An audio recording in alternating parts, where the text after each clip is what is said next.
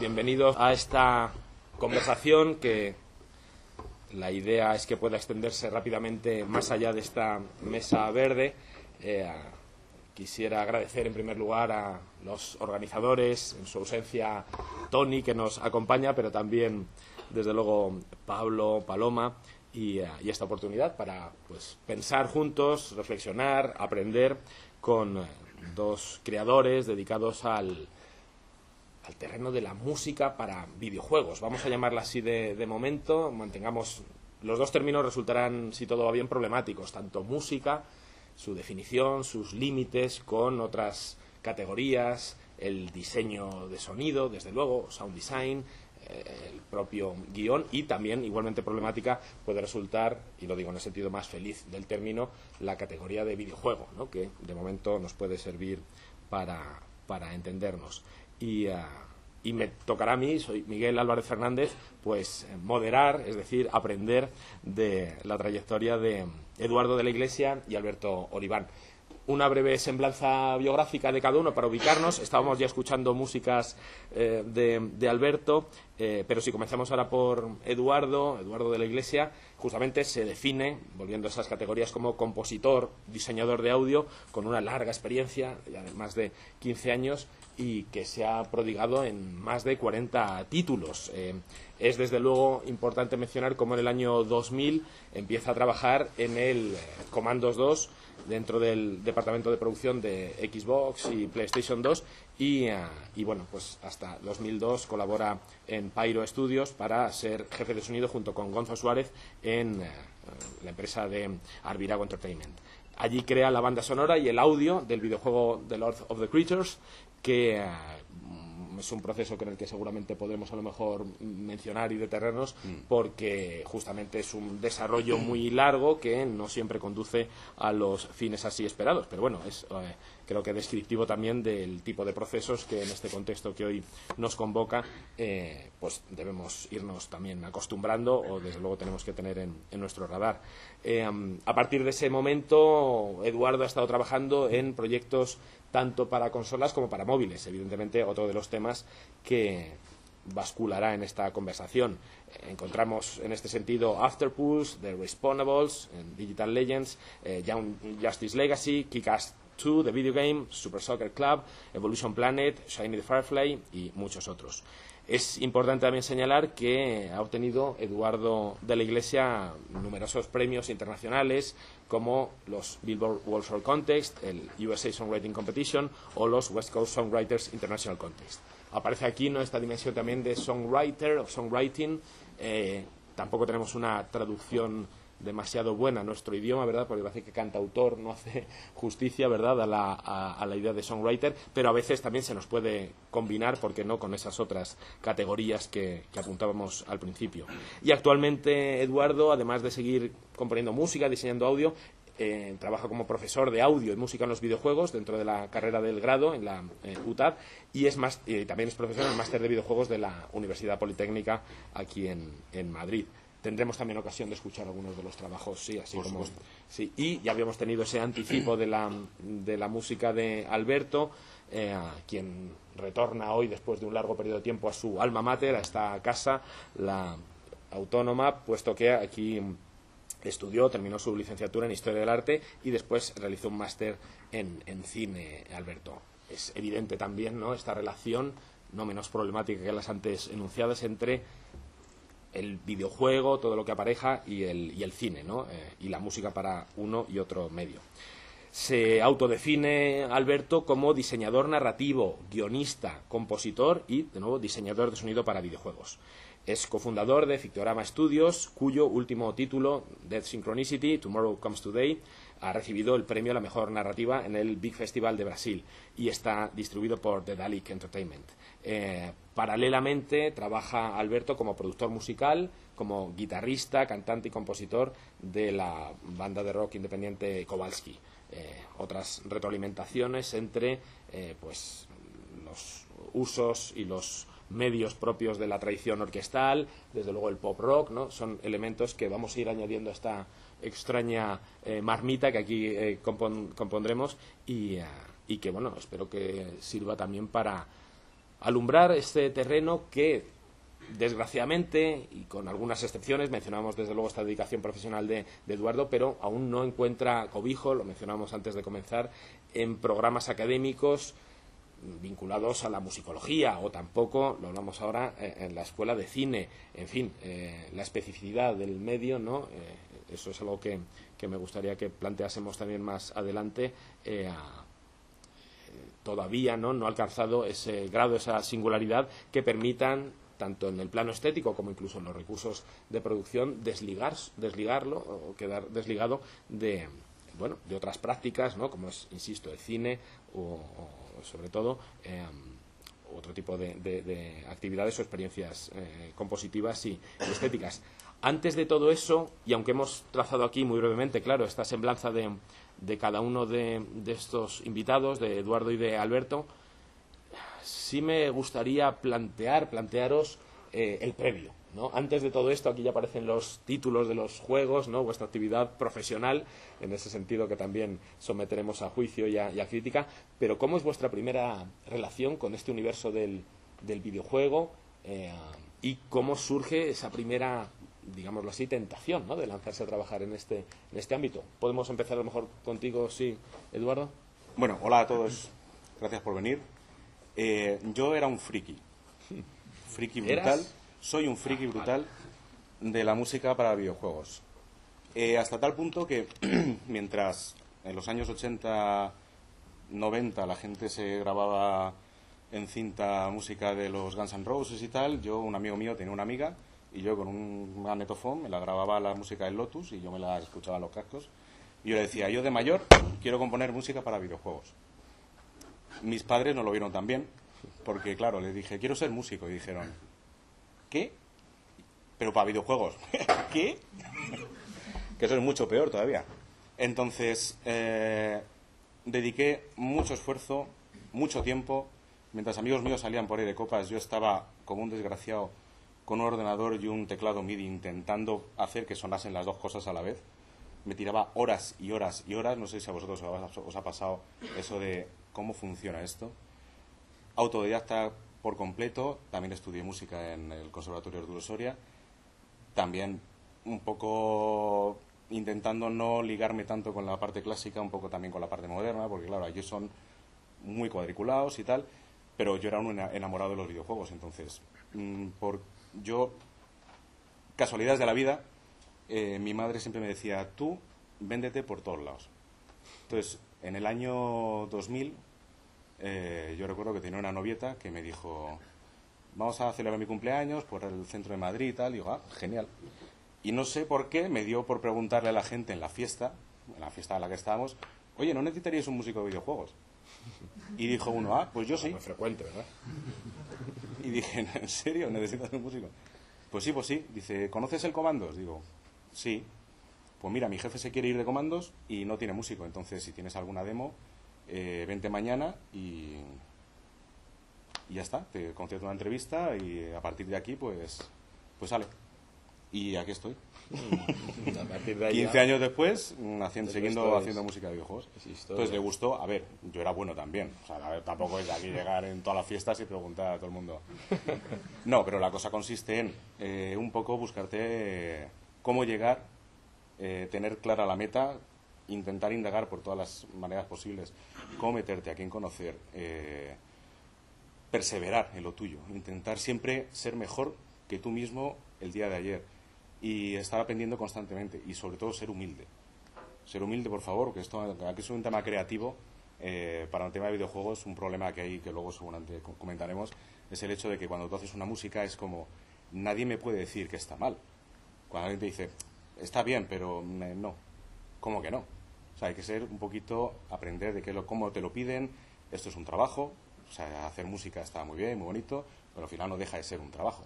Entonces te tienen que pagar por ello y tú eres un poco el que quieres plasmar las ideas de otra persona, no las tuyas propias. Entonces tiene que haber ahí un equilibrio entre un poco composición y trabajo. Ya aparecen ahí muchos aspectos. No sé en qué medida, Alberto, compartidos en esos inicios, ¿verdad? Pues la verdad es que compartimos mucho. Bueno, para empezar, me parece un poco valiente definirme como compositor de bandas sonoras con Eduardo aquí, o sea, con sus No, hombre. años de experiencia. Pero es Yo experiencia, no es eso. Yo me defino más bien como una persona que tiene ciertos conocimientos de diseño de videojuegos, ciertos conocimientos de guión, ciertos conocimientos de composición y producción musical, ciertos conocimientos de diseño de sonido, y que en un momento determinado tuvo la increíble suerte de acabar trabajando en un estudio de videojuegos. Entonces, todos estos conocimientos que en principio eran absolutamente inútiles, empezaron a tomar sentido, ¿no? Y me permitieron pues poder trabajar en algo que me fascina, ¿no? En la producción de videojuegos. Comentaba Eduardo que él tenía sus cintas grabadas de Amiga. Yo tenía cintas grabadas de Amstrad, que era mi ordenador. O sea que yo me remonto a los 8 bits. 8 bits, 8 bits. Sí, Sí, yo en el coche llevo el Spectrum también, música de Spectrum. Spectrum. Fantástico. Y No sé si lo habéis conocido, pero...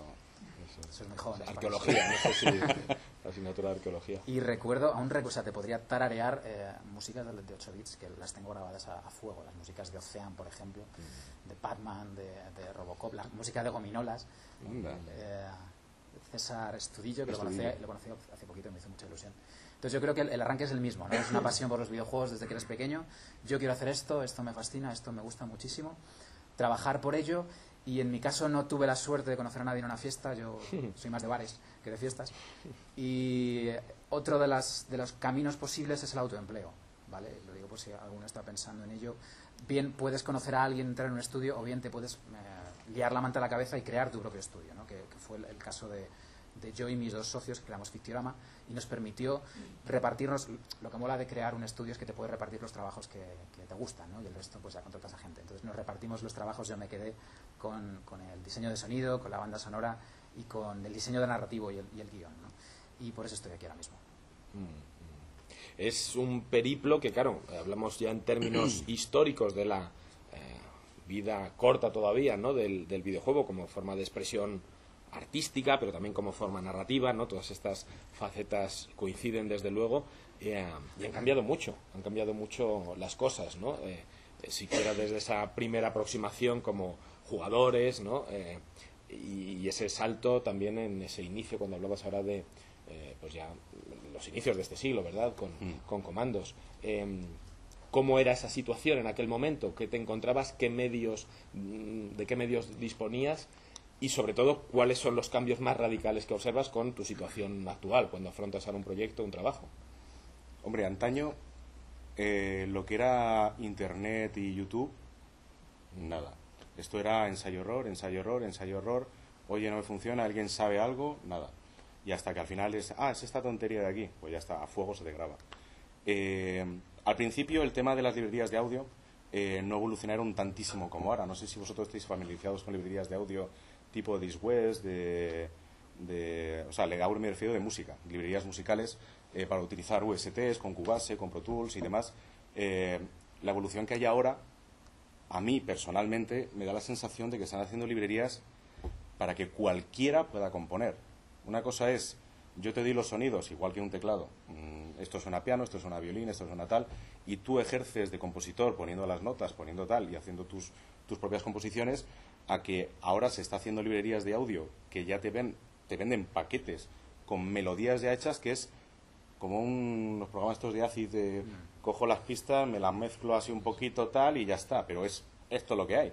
¿Qué pasa? Que de repente a mí me han llegado a enviar currículums de gente que dice soy compositor tal y te envía cosas de estas que dices, pero por favor.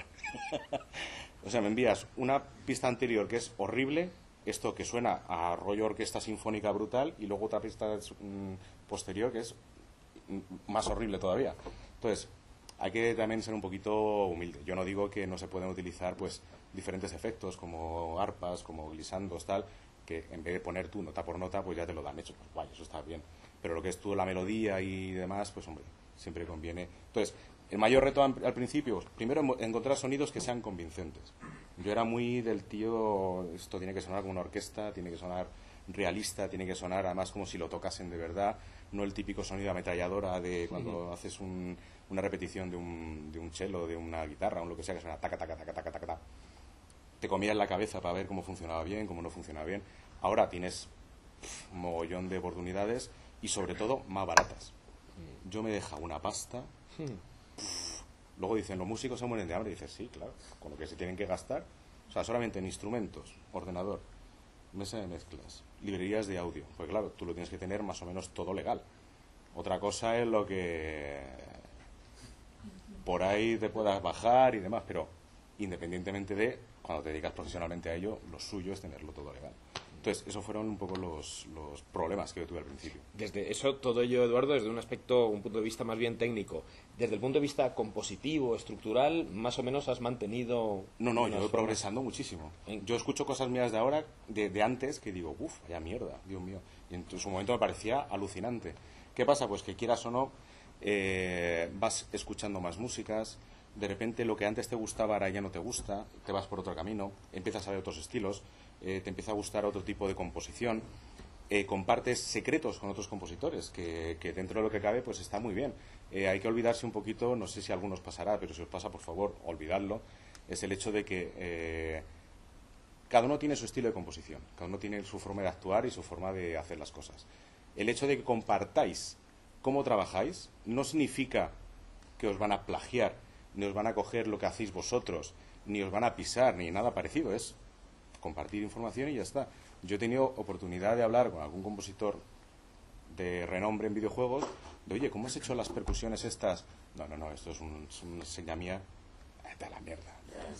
Para estar así con este tipo de historias, es como tanto miedo tienes, tan poca autoestima tienes, que piensas que por darme esta información voy a ser mejor que tú. Pues chico, muy mal vamos. Aparte de que él no sabe que se puede beneficiar también de mí. Así que al final es un tema de ir progresando y sigo progresando. O sea, mi tope está mucho más alto. Sí. Bueno, luego tendremos oportunidad de escuchar algún ejemplo, alguna muestra de ese trabajo. Quizás también, ¿no? Y desde la perspectiva, hemos hablado antes de esta retroalimentación entre las posibilidades de la técnica, de la tecnología y, pues las propias perspectivas estéticas o compositivas que se inauguran. Sí, un apunte en cuanto a lo de las librerías, ¿no? Que me llama mucho la atención. Sí. O sea, yo creo que ese es el paradigma de la creación digital, ¿no? De dónde estamos ahora mismo, ¿no?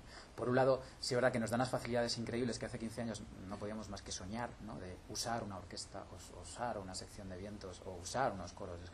Es que esto lo podía hacer un compositor de Hollywood, pero no podía hacerlo yo, ¿no? Ahora sí que puedes hacerlo, lo tienes en la mano y lo importante es saber utilizarlo, ¿no? Como decía Eduardo, y de forma muy inteligente. Pero sí es verdad que precisamente se da el efecto Instagram, ¿no? Que lo llamo yo.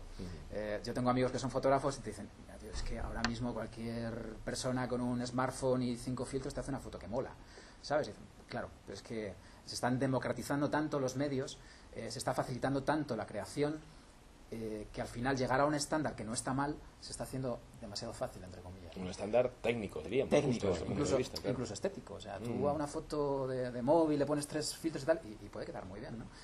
Coges una librería con 4 sonidos pregrabados y le metes un arpegio tal cual y te queda muy aparente, ¿no? ¿Dónde está la creatividad en eso? Pues mira, igual no existe. Bueno, sí, pero que a lo mejor en todo caso también puede ser considerado de manera distinta, oye, hacer una foto más o menos afortunada o desarrollar un proyecto creativo como fotógrafo, claro que eso es donde ya no aparecen los filtros comento, ¿no? que se dan esas dos vertientes, ¿no? Por un lado nos ha facilitado muchísimo la vida, pero por otro ha democratizado tanto el tema que a veces es difícil diferenciar una cosa de otra, ¿no? Eso es. Y en el caso particular sí que has ido confrontando con estas distintas posibilidades técnicas, por supuesto, a lo largo de... Como comentaba Eduardo, o sea, hace 15 años era una locura, ¿no? Ponerte delante de un PC con alguno de esos trackers antiguos y era pues eso, darte un golpe y otro golpe y otro golpe y aprender. Ahora pues con cualquier secuenciador puedes hacer auténticas locuras en una semana, ¿no? Que has aprendido a utilizarlo. O sea, quiero decir que las herramientas cada vez son más potentes y permiten mucha más libertad creativa, ¿no? Sí es verdad que quizá el tema técnico igual suena un poco a herejía hablar de esto aquí, ¿no? Pero sí es verdad que cada vez hace falta menos manejar la técnica musical porque esas cosas ya están cubiertas, ¿no? Y cada vez más tienes una mayor libertad creativa, ¿no? De sacar lo que tienes en la cabeza y plasmarlo en la música, ¿no? Sin tener que preocuparte de cuestiones técnicas o cuestiones más formales. Y de todos modos, retomando cuestiones que hemos comentado anteriormente, es bonito pensar que en contra de una primera impresión, no necesariamente esa lectura de la evolución de la técnica es lineal, digamos, ¿no? En cuanto a las relaciones, ¿no? Con la narración audiovisual, la propia del videojuego, ¿no? A ver, es importante comentar, bueno, todos aquí seguro que habéis jugado videojuegos. Si en algún momento, perdóname, sí, Alberto, eso surge cualquier duda. Antes hemos hablado de las librerías, que no sabemos si traducir como bibliotecas de sonido, esta cosa de library, o archivos de sonido, pero bueno, cualquier cosa técnica que rápidamente no, estaremos encantados. Claro, sí. Estos sabios de sabéis que lo importante, o sea, lo esencial, el motor. Sí. Una pregunta con las librerías. Hoy en día con las librerías sound, cualquier cosa, eso suena increíble. ¿Hasta qué punto, a la hora de la verdad, te piden grabación real teniendo eso? Hasta el punto que lo puedan pagar. Vale. Una respuesta breve y concisa, sí. Es que es, Sí, quizás, Pequeños, claro, claro. Quizás más adelante podamos, ¿no?, acudir al tema estrictamente profesional, digamos, sí. sí, ¿no?, que es una dimensión donde efectivamente... Sí, pero básicamente no es lo mismo contratarte una orquesta sinfónica para grabar una banda sonora a tener a un tío que tiene la librería y te lo hace en su casa con cierta calidad, claro. Entonces, sí, básicamente es eso. Los aspectos, digamos, económicos, efectivamente. Sí. Sí, pues lo que comentaba, sabéis que el componente principal, el núcleo del videojuego, lo que lo hace diferente al resto de lenguajes creativos es la interactividad, ¿vale? El control lo tiene el jugador, ¿vale? El desarrollador propone, el jugador dispone, ¿no? En ese sentido sí que ha habido una evolución muy clara, ¿no? Incluso, como contábamos antes, ha habido pasos para adelante y pasos para atrás, ¿no? Yo pues me acuerdo del mundo de los 8 bits, donde la composición musical de los videojuegos era absolutamente lineal, era cinematográfica en ese sentido, ¿no? Te soltaban una música, se repetía en loop, de vez en cuando cambiaba y poco más, ¿no? Con la llegada de los primeros 16 bits y las primeras tarjetas de sonido, Sound Blaster, Adlib, etcétera, y la tecnología MIDI, es decir, que ya el sonido lo producía el propio ordenador y el compositor, digamos, que se limitaba, entre comillas, a introducir las notas, había una mayor flexibilidad, porque esas composiciones podían cambiar en tiempo real. No sé si alguno conocéis aventuras gráficas de los 90, Monkey Island 2, por ejemplo, no sé si alguno lo habéis jugado. Ya tenía un sistema llamado eMuse que era súper avanzado para la época, ¿no? Y ahí ya podíamos hablar de música interactiva, era música que cambiaba según las decisiones del jugador, ¿no? Incluso en esa misma época recordamos el Loom, ¿no?, donde la música tenía ¿no?, que parece que se iba a inaugurar, hay un camino para la música que luego tampoco pues sea... Precisamente poco después hubo un paso atrás, ¿no? Con la llegada de los primeros CD-ROMs, los primeros DVDs, la música pasó de ser música MIDI, música sintetizada, a música pregrabada, ¿no? Ganamos mucha calidad musical, mucha calidad de audio, digamos, pero perdimos parte de esa interactividad, ¿no? No se puede hacer lo mismo con MIDI que se puede hacer con música pregrabada. Pero sí parece que últimamente, en los últimos años, gracias a los middleware que estábamos comentando antes, estos programitas que ya te permiten comunicarte directamente con el motor de programación, ya no hace falta que se lo comentes al programador, sino que con estos programas te permiten, digamos, sin tener conocimientos de programación, interactuar con el código de forma directa, ¿no? Con estos programas estamos recuperando otra vez esa interactividad, ¿no? Y nos está permitiendo la flexibilidad hasta conseguir lo que yo considero que es la música interactiva perfecta, ¿no? Que es la música que siempre cambie según las decisiones del jugador. O sea, que es una música viva, que esté en constante cambio, ¿no? Y si el jugador va por aquí, que la música vaya por aquí, pero si va por aquí, que vaya por aquí, ¿no? Que no sea lineal, sino que mute según las decisiones del jugador. ¿Y consideras, Alberto, que quizás en el futuro se evolucione? Surge aquí ya el tema, que no se podía dilatar mucho más, pues de esa confrontación entre el cine como medio, ¿no?, del que parte históricamente. Bueno, esa es la convención que se ha asumido, ¿no?, incluso en términos de producción, ¿no?, cuando hablamos de estudios, ¿no?, el reparto de roles podía no haber sido así históricamente, podía haberse asimilado a otros modelos, y ahora incluso con estas otras posibilidades de hombre orquesta, ¿no?, donde uno solo puede asumir, pues también eso se pone en duda. Pero históricamente se ha reproducido, se ha imitado en todo caso el modelo propio de producción del cine, y sigue vigente en muchos aspectos también, sí, ¿no? Sí, ¿Cómo lo vivís eso? Aún seguimos con esa visión, o sea, de hecho, hasta que no te pones a producir música interactiva, no cambias el chip, ¿no? No cambias de paradigma. O sea, yo recuerdo que la primera banda sonora que hice dijo, bueno, pues eso es como el cine. No es como el cine, o sea, ni de coña, ¿sabes? Es un cambio de chip, un cambio de paradigma. No, o sea, tú no tienes el control, no tienes una claqueta, no sabes lo que va a pasar en todo momento, como pasa en el cine, ¿no? En el minuto 25 hay un clímax, en el 36, no. Aquí el motor es el jugador, ¿no? Y tú tienes que estar preparado para lo que el jugador haga en todo momento, ¿no? Yo creo que ahí está la verdadera complejidad. ¿Cuál es el problema de todo eso? Que te exige, desde el punto de vista creativo, te exige muchísimo más. Y desde el punto de vista de la producción, es mucho más caro, porque tienes que producir más música, ¿vale? Más música para tenerla prevista precisamente para todas y cada una de las decisiones del jugador. Sí, ese es un problema además bastante frecuente. Hace poco leí una crítica de un juego en el que yo había hecho la música, y curiosamente era un blog que decía, es que la música está bien pero es muy repetitiva, así que la música le damos un 5. Y es como, vamos a ver, ¿qué tiene que ver que la música sea... Vamos a ver, si tú que te coges el tema principal de Star Wars y te lo lupeas una hora, terminas hasta los huevos de Star Wars.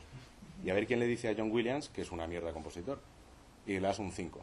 No digo que yo no me lo merezca, pero me refiero a que muchas veces la gente se piensa que la música y el sonido de los videojuegos los elige el propio compositor, el propio diseñador de audio, y es lo que a ti te pidan. Tú dices, te cuesta tanto hacer la banda sonora y la música. Puf, no. La mitad. Es que por la mitad te hago 3 temas musicales o 2 y nada, con eso me sobra. Claro, tú no vas a regalar tu trabajo, no vas a decirle, no, venga, va, yo te hago 20 temas, tú lo metes como quieras, y no, porque no es tu proyecto, no es tu historia. Entonces, a partir de ese momento, no toda la música que hacemos y todo el sonido que se produce está ligado directamente a nosotros. Alberto tiene la suerte de que, además de ser el compositor de sus propios videojuegos, él produce todo lo que quiere que salga, lo que quiere, con lo cual eso es una maravilla. Entonces, en el momento en el que tú tienes un proyecto y sabes qué es lo que quieres, te vas a dejar los cuernos en hacerlo. Pero claro, cuando yo, que en este mismo momento yo no pertenezco a una empresa, yo soy freelance, entonces a ti te piden, entonces, ¿cuánto quieres? Tanto. ¿Cuánto me cuesta? Esto otro. Y al final consiste en una transacción entre te doy este producto y tú me pagas por esto. Te puedes implicar más o menos diciendo, a ver, yo te recomiendo que hagas esto, te recomiendo que hagas esto otro, aquí te falta no sé qué, aquí no sé cuál. Ya depende luego la experiencia que tú quieras aportar, que tú veas la experiencia también recíproca de la otra persona, que muchas veces, lo que comentábamos antes, que es que a mí me da un reparo de la releche cuando te llaman y te dicen, perdona, es que queremos una musiquita. Digo, ¿para qué? ¿Para tu jueguecito? Porque, ¿qué es eso de una musiquita? No, yo unos soniditos así para... a ver, eso ya me estás demostrando que es que no tienes ni puñetera idea de lo que me vas a pedir. O lo típico de, ¿cómo quieres la música? Que mole. Vale, ¿que le mole a quién? No, algo que mole, que le pegue. Ya, bueno, es que es amplio, el abanico es muy amplio, para que pegue, para que mole, para que tal. ¿Qué pasa? Pues que al final, quieras o no, te tienes que implicar. ¿Qué pasa? Que cuando de repente te implicas y le das un producto y dice, no, es que me lo imaginaba más rollo tecno. Joder, ¿y no me lo puedes decir antes? Entonces, muchas veces el tema de cómo componer, qué componer y cantidad de composición, a ver, nosotros como artistas, como compositores, siempre queremos lo mejor, porque va a ser luego al final nuestro currículum. Por ejemplo, lo que decía antes de Arvirago, del proyecto del Oro de Critters, yo estuve allí 6 años haciendo música y sonido. ¿Me dejé los cuernos? No, lo siguiente. ¿Qué pasa? Pues que el juego no salió. Con lo cual es como si en esos 6 años yo no hubiese hecho nada. Absolutamente nada. Es decir, muchos proyectos empiezan, pero pocos terminan. No por un tema, generalmente suele ser un tema económico, un tema de distribución, es muy amplio el tema. ¿Qué pasa? Que yo como artista, y al igual que el animador, el grafista, el dibujante, todos los que están implicados dentro de un videojuego, su trabajo no lo pueden ver otras personas para decir, mira, he estado en este proyecto. No es lo mismo decir, he estado en el Call of Duty, que decir, no, es que lo más representativo es Barbie peina su pony. Pues bueno, pues chico. No, pero también está aquí, ¿y eso qué es? Ah, ¿no lo conoces? Pues no. ¿Está a la venta? No. Entonces, no son 6 años perdidos, porque yo aprendí lo que no está escrito. Pero claro, a la hora de demostrar currículum, no es lo mismo. Es complicado. Sí, otra cuestión al pie de lo que decía Eduardo. Si os dedicáis a esto, vais a ver que la mayoría de las veces, el 90%, os van a llamar al final del proyecto, ¿vale? O sea, tenemos el juego terminado, queremos que nos metáis música. Eso es un error. Esquema que también sucede en la industria del cine, En el cine demasiado a pasa menudo exactamente todavía, lo mismo, ¿no? ¿no? Sí. En mi modesta opinión, tanto al guionista como al músico, que siempre se le contrata al final, debería estar en el minuto 1, ¿vale? Porque precisamente las sinergias que se pueden crear entre la música y las mecánicas de juego, la música y el desarrollo del juego, la música entre guión, se pierde. Se pierde y estamos perdiendo 40 o un 50% de la potencialidad del videojuego, ¿vale? Entonces, claro, te encuentras ya con el tema hecho y ponle música al final. Entonces, es una pena, y yo creo que deberíamos ir cambiando un poco el chip en la industria, ¿no? Y darle importancia que tiene a todos los componentes del juego, ¿no? Y en este caso la música yo creo que es esencial, tanto en el cine como en el videojuego en este caso. Sí, el problema es que cuando la música de un juego y el sonido mola, la gente dice, joder, cómo molan los gráficos. Ese es el problema de la música. ¿Qué pasa? Que cuando la música, el sonido es malo, dices, hay algo que me chirría, pero no sé qué es. Pero cuando es lo que es, además luego te dicen, no, pero no tiene que sonar así. Dices, desgraciado, pero tú sabes lo que me ha costado que suene así. Sí, en este caso... Pues claro, te lo dan todo vacío. Sí. Yo una preguntilla. La cuestión de que el que va a hacer la música del videojuego esté al final y no al principio del proceso, ¿es una cuestión económica ¿O es una cuestión de que está infravalorada la labor del músico? Pues yo creo que es una O mezcla, las dos. es una mezcla de las Las dos, ¿vale? sí, O sea, sí. si tú tienes a un músico desde el minuto uno, le tienes que pagar una nómina todos los meses, y por otro lado, no se valora, no se valora. O sea, es así, parece que está cambiando el chip un poco, y te digo, con los guionistas pasa lo mismo, ¿eh? También lo estoy sufriendo en ese sentido. Parece que se va cambiando un poco el chip, se está viendo ya el videojuego como la unión de muchas artes funcionando a la vez y aparte de la interactividad, pero eso es una visión muy nueva, ¿vale? Hace unos años eso se obviaba por completo. Entonces ya te digo, un pie por un lado y otro pie en el otro, ¿no? Y En lo por que encima comentas. se podría decir, muy a tenor de lo que explicaba Eduardo, y es algo que me temo que en absoluto resultará ajeno, ¿no?, en cualquier otra manifestación, esa incultura musical, ¿no?, de no tener esos conocimientos, ni la posibilidad de articular, y hablamos incluso eso, de cineastas, es decir, no es gente ajena a priori al mundo de la cultura, pero de articular un discurso, ¿no?, hablar con un cierto rigor de cómo quisiera plantear, ¿no?, el discurso musical compositivo que acompañe a este proyecto. Entonces, Claro, en eso sí que nos queda a todos mucha pedagogía por hacer, y eso es pues parte de nuestro trabajo, hay que asumirlo como tal, lo contrario es que va a ser ruinoso para todos. Para que os hagáis una idea de las sinergias que pueden surgir, ¿no?, cuando está todo trabajando a la vez. En nuestro último proyecto yo hacía guionista y hacía compositor, ¿vale?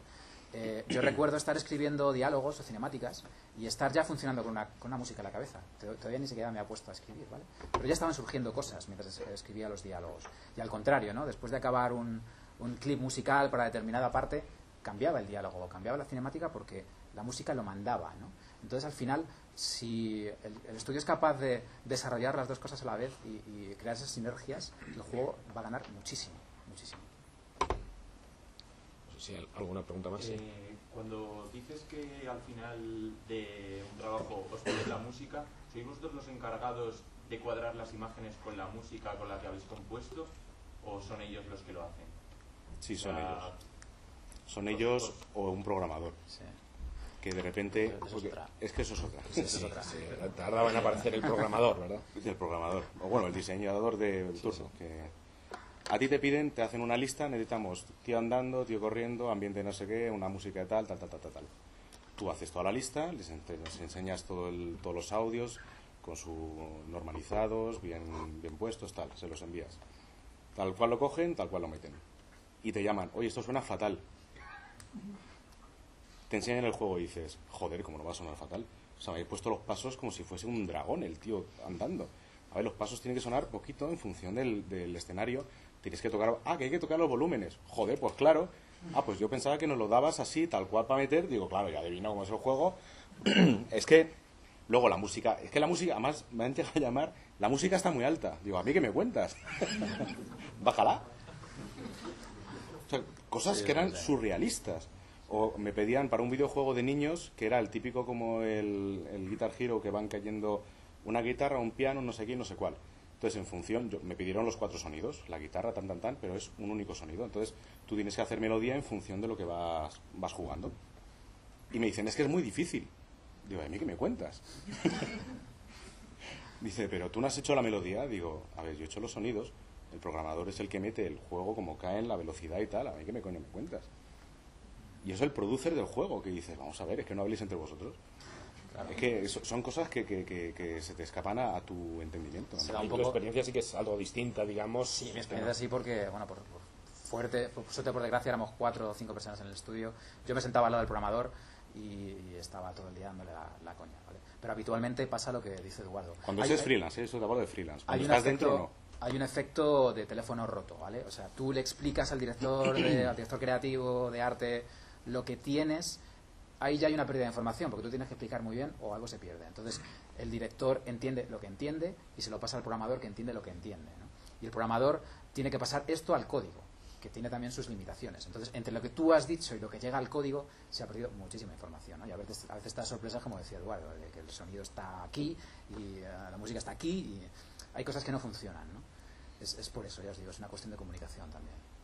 ¿Tiene sentido desde esta perspectiva y pensando en el futuro, cómo pueda avanzar, ¿no?, en esta evolución de momento tan joven históricamente de esta forma de arte? Pues eso, que no nos sorprenda cómo un compositor deba profundizar en el conocimiento de código, conocer todos esos pasos, ¿verdad?, que has descrito, Alberto, o pensáis que más bien, en fin, pues mantendrá esa especificidad del trabajo así Hombre, es fundamental. compositivo. Yo creo que es fundamental. Dedicándote a esto y que luego al final es eso, tu producto, tú puedes haberte currado un sonido y una música impresionante que un tío por meterlo mano en el juego ya te ha jodido toda la... O sea, todo lo que tú quieres enseñar, o lo enseñas aparte de, no, esto es lo que he hecho yo, o te coges un vídeo y lo sonorizas todo aparte, diciendo así es como tiene que sonar, o al final un tío te puede arruinar tu carrera por completo.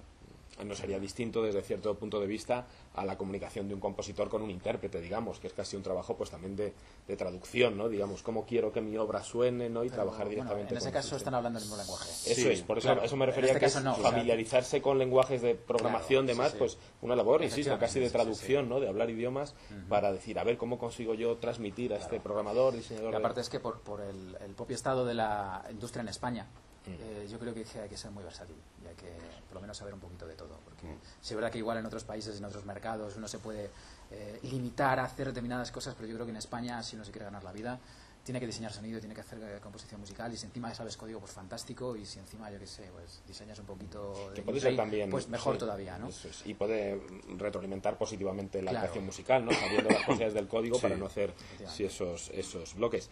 Aparecía ya ¿no? Así como de pasada en esta última intervención, Alberto, diseño de sonido, composición dentro de este todoterreno, ¿no? Que uno debe... ¿Cómo vivís esto, Eduardo? ¿Cómo se plantea? Y de nuevo, ¿qué labor pedagógica hay que hacer en muchos casos respecto de esa diferenciación? Hombre, pues mira, antes me preguntabas diferencias entre antes y después. Ajá. Antes se pensaba que lo que sonaba lo tenía que hacer solo un tío. Entonces, si suena, lo hace uno, Que era el músico. que era el músico o el diseñador de audio. O sea, Sí, bueno, como se llamase. es decir, un tío que compone no tiene por qué saber hacer audio. Y viceversa. Es decir, no todo porque suene lo tiene que hacer un tío. De hecho, hay compositores muy buenos que hacen diseño de audio horrible. Y viceversa también. ¿Qué pasa? Pues que eso afortunadamente está cambiando ya. Ya están cogiendo un diseñador de audio o un compositor. De hecho, muchas de las ofertas de trabajo que ahora están ofertando tanto en España como en Estados Unidos o en cualquier sitio donde busquéis por internet, muchos te dicen, buscamos diseñador de audio. No es un trabajo de compositor. ¿Qué pasa? Pues que también el tema artístico aquí juega una mala pasada, porque el que diseña audio también suele componer algo dentro del aspecto sonoro. ¿Qué pasa? Pues que da el coñazo todo lo que está escrito para meter música dentro del juego que está haciendo. Y muchas veces te dicen, no queremos compositores, queremos un tío que haga audio. Porque el que hace audio y encima compone, al final intenta marearte tanto para meter la música que le terminas mandando a la mierda, pero de una manera muy, muy elegante. ¿Qué pasa? Pues que todo el tema de pedir, lo que os he dicho antes, hazme un sonidito, hazme una musiquita, no. Hay que saber qué se quiere, cómo se quiere, qué es un loop. Hay veces que le dices, ¿quieres un loop? ¿Un qué? Joder. Entonces ya dices, vale. Sonidos random que vayan alternando entre uno y otro, porque muchas veces te hacen una lista y te ponen pasos. Vale, ¿cómo los quieres? ¿Quieres un loop? ¿Quieres pasos alternativos? ¿Cuántos quieres? Generalmente se suelen coger números impares por un tema de la cabeza para no dividir en 4x4 o tal. Cosas así que les tienes que explicar a la gente para que lo tengan en cuenta y que luego a la hora de meter en el juego digan, joder, pues de verdad, la experiencia es mucho mejor. Pero claro, tienes que estar constantemente haciendo pedagogía con tus clientes. Yo en el caso freelance, repito, luego el caso de trabajar en una empresa también la he sufrido, pero ya es pegarte con el programador. De oye, quiero que suene, déjame en paz. Vale. Hasta luego te llega alguien y dice, oye, esto no suena, díselo al programador. No, a mí no me digan nada. Vale, pues entonces ya. Entonces, es un proceso bastante agotador. Un apunte. Si la composición de sonido para videojuegos no está valorada, sobre todo en España, el diseño de sonido lo vais a flipar. O sea, si por lo menos aún se tiene en cuenta la banda sonora al final del proceso, hay estudios que directamente bajan los sonidos de Free Sounds. O sea, que los cogen de internet, los meten y En tiran calidad millas, horrible, ¿no? además. Una calidad Espantoso, pero les da igual. Parece que no es importante y tiran con ello, ¿no? Es una pena. Sí, había una chica. Sí. Yo quería preguntar si os dan o facilitan las imágenes o lo tenéis que hacer a ciegas. Quiero decir, Yo siempre pido imágenes. No, yo siempre pido imágenes. O vídeos, si se puede. Yo, por lo menos. A veces no hay. O sea, a veces te lo tienes que inventar. Claro, si Claro, si no- es muy temprana Claro. el desarrollo, cómo está el desarrollo, te dicen, te damos un boceto y a partir de aquí te explicamos un poco cómo va. Claro. Pero Luego a veces toca adaptar. Bueno, pues estos pasos son muy pesados para el personaje, que ahora es muy ligerito y pesa poco, pues bueno, tienes que ir un poco tocando, ¿no? ¿Alguna cuestión más también? Estamos hablando, ¿no? De nuevo hablamos de la música, pero estamos hablando de, claro, los pasos, ¿no? Esta idea del diseño sonoro. ¿Cómo aventuráis, ¿no? Insisto con estas preguntas, ¿no? Desde vuestra experiencia, ¿tenderán a fundirse, como en ocasiones en el ámbito del cine o formas de cine más experimental sucede, ¿no? Que ya es casi indistinguible, ¿no? El diseño de sonido a la banda sonora, si algo así existe, o más bien, como apuntamos a lo mejor, la compartimentación, una profesionalización del diseño tiene que sonoro. Si el problema de todo esto es que tú ves una película y dura desde el minuto 0 hasta las 2 horas. Chapas y te vas a casa. Videojuego, puedes estar... Hay videojuegos que te vienen 40, 50 horas de juego.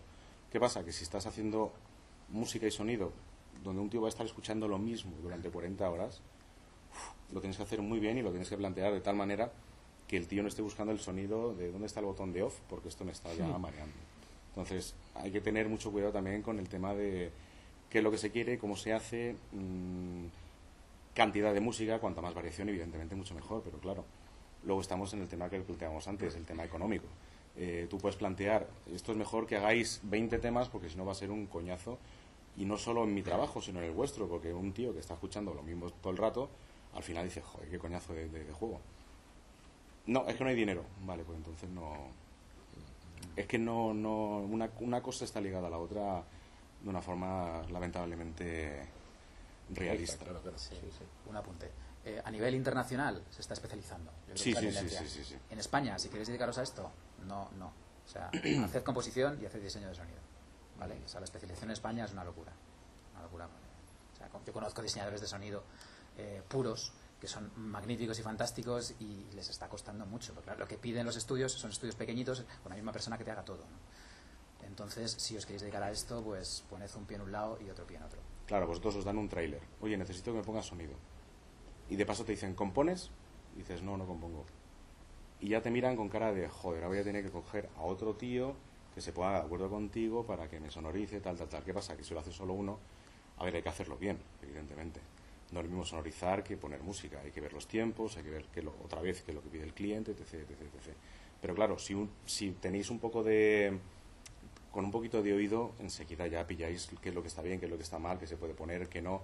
Priorizar lo que está delante con lo que está detrás. Lo que está detrás no tiene tanto sentido como lo que está delante, etc. Ese tipo de cosas son las que hacen luego de un buen diseñador de audio, un buen compositor, alguien que la gente te llame para que les compongas. Has hecho una referencia ahora, Alberto, a la situación, el panorama nacional y el plano internacional. Vamos a abundar también en esto. ¿Cómo se percibe esa diferencia? ¿Cuál es el prestigio que a veces nos gusta pensar, ¿no?, que tiene España en el ámbito de la producción de videojuegos en general, más específicamente en el terreno de la creación musical, Pues, dentro de ese contexto internacional? En cuanto a prestigio internacional, yo creo que España es un país secundario ahora eso. En cuanto a cómo está la industria, pues os vais a encontrar 4, 5, 6 estudios grandes, 6 estudios que podrían competir con estudios medios grandes de otros países, y el 80% del resto de los estudios en España tienen 4 o 5 componentes. Es decir, estamos hablando de estudios muy pequeñitos, donde todo el mundo tiene que hacer de todo, ¿vale? Sí he visto, no hablo de nosotros, pero sí he visto en España, y me llama mucho la atención, que existe un nivel creativo brutal. Y es una pena que no se explote. O sea, países como Polonia, por ejemplo, que piensas, bueno, ¿qué tradición tecnológica pueden tener? Bueno, pues el videojuego es uno de sus motores económicos, ¿vale? La saga de Witcher, si lo conocéis, viene de allí. Allí se está apostando por el I+D, por el entretenimiento, por el software. Aquí en España se está dejando, yo creo, caer una generación bastante brillante en ese sentido, ¿no? Es una auténtica pena. Al mismo tiempo encontramos profesionales españoles en estudios Claro, internacionales. sí, hay mucha gente que tiene que irse de España a otros estudios, a otros países, porque aquí no hay. Simplemente. Sí, de hecho muchos puestos directivos los ocupan españoles. Sí. O sea, de hecho, Ricardo Pillosu, que es el programador, es el que lideró todo el proyecto del Rise of Son of Rome, el primer juego que salió para Xbox One, uno de romanos, una chulada de Crytek. Pues el tío empezó también como yo en comandos, luego se vino al de Critters y a partir de ahí dio el salto a Crytek. ¿Qué pasa? Pues dirigiendo un proyecto. Hay mucho talento. ¿Qué pasa? Pero que aquí no hay... es que no se explota, no se sabe explotar. De hecho, te tratan un poco como...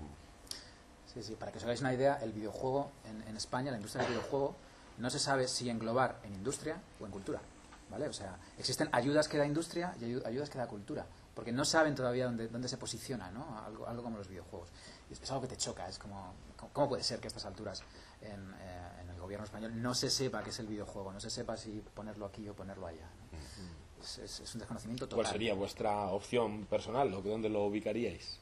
Hay una implicación... Igual que el cine, pues en cultura. En cultura. No sé, eso sí. No sé si hay alguna cuestión, también puede ser un momento... ¿Sí? ¿Alguna pregunta? ¿Alguna para escuchar? Como habíamos... Luego podemos retornar a Alberto otro... Pero teníamos, bueno, justo ahora nos ha abandonado el... Nos ha abandonado toda la tecnología. Vaya, justo, qué perfecta... No sé, la luz. Sí, No, yo creo que es que lo que se ha apagado... no, porque aquí sí que tiene la... Ya.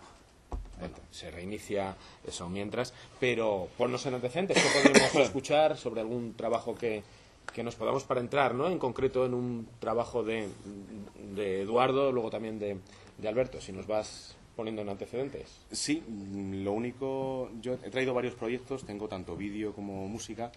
Se me había ocurrido para que escuchaseis un poco tipo mi demo reel personal de música, para que la escuchéis y veáis un poco qué es lo que tenéis que escuchar en el caso de que vosotros mismos queráis hacer una demo reel o en el caso de pedirla. ¿Cómo podríamos definir una demo reel? Sí, una demo reel es básicamente los estilos de música que podéis dominar entre comillas, es decir, mezclar estilos que vosotros creáis que os podéis desenvolver bien, que pueden un poco daros a abriros al público para que os puedan coger a la hora de hacer la banda sonora de un videojuego, y a partir de ahí, pues, sin alargar mucho, porque claro, todo el mundo quiere meter esto mola, y esto también mola, y esto también, y esto no sé qué, y al final se te hace una demo reel de 10 minutos, y dices, joder, esto no hay nadie que lo aguante. De hecho, hay veces que me pongo a hacer una demo reel y me salen 6 minutos que digo, Dios mío de mi vida, tengo que aligerar un poquito, porque si no... ¿Cuál sería máximo una duración? ¿Eso es? 3 minutos, no más. Hay que captar al oyente. Lo que hay que hacer un poco es tenerle enganchado a la hora de quiero escuchar más, que te pida, oye, mándame más música que me ha gustado, me gusta el momento del minuto tal al tal, pero a partir de ahí no tampoco te puedes explayar, porque si no al final terminas haciendo aquí un pastiche alucinante. Supongo que no esta idea de, bueno, no sé, la experiencia concreta de un estudio, como ¿no? Trabajáis también, es distinta en la aproximación, ¿no? No hace falta algo así como este, ¿no? En un Ponerse estudio, en el no, mercado, porque ya te comentaba antes que yo me cogí el puesto más divertido, o sea que ahí no hubo selección, yo me quedé el puesto de compositor, ¿no? Eso es. Sí. Con lo que, y sí que es interesante, mientras nos alcanza la tecnología, percibís, volviendo ese criterio más bien no histórico, en la pequeña escala que nos permite el videojuego, evolución en cuanto a los estilos, ¿no? ¿Se puede hablar de tendencias o cómo ha cambiado en ese sentido? Hombre, no ha cambiado mucho, la verdad, porque está volviendo lo orquestal junto con el electrónico. En la época de Star Wars era lo electrónico, hasta que dijo George Lucas, no, yo quiero algo orquestal, y triunfó Cosa Fina. En el cine hablamos, en el cine, 77, y luego el tema de videojuegos es que siempre estaba limitado por el tema de la tecnología. Entonces estamos en el tema de los 8 bits, de los 16 bits, del MIDI, de las músicas pregrabadas. Entonces, a partir de ahí... Pero seguís percibiendo este predominio, digamos, de lo orquestal o esa tentativa. Sí, yo creo que al final es lo que más viste, ¿no? Cuando viene el cliente te dice, no, yo quiero una orquesta llena de viento, no sé qué, porque al final es lo más atrayente, ¿no? Es lo que más llama al oído. Entonces yo creo que ese tono épico sigue todavía muy vigente, porque es lo que te piden, ¿no? Ya, que de nuevo quizás tenga que ver con esa limitada cultura musical de... Probablemente, Sí, y bueno, sí, a la hora de plantarte delante de un juego, pues que te ataque de esa forma la música orquestal, pues es como que ¿no? Es lo que más te coge de las tripas. Yo voy por otro lado, o sea, a mí las bandas sonoras que me gustan son precisamente todo lo contrario, ¿no? Esas que con 4 toquecitos y cosas como más líricas y más personales te atrapan, ¿no? No sé, se me viene a la cabeza ahora Jessica Curry, por ejemplo, el trabajo que tiene con The Chinese Room, cosas como Dear Esther o Everybody's Gone to the Rapture, que es todo lo contrario al tono épico, ¿no? Que está ahora de moda, ¿no? Son toquecitos de piano, unas cuerdas muy suaves, incluso toques de voz, y es capaz de atraparte, ¿no? En 2 minutos, y ya estás dentro del juego gracias a la música. Y ahondando en ese sentido, si vamos al terreno de los music games, o claro, ¿cuál es la percepción que tenéis como compositores? ¿O os toca de lejos? ¿Es otra lógica totalmente distinta?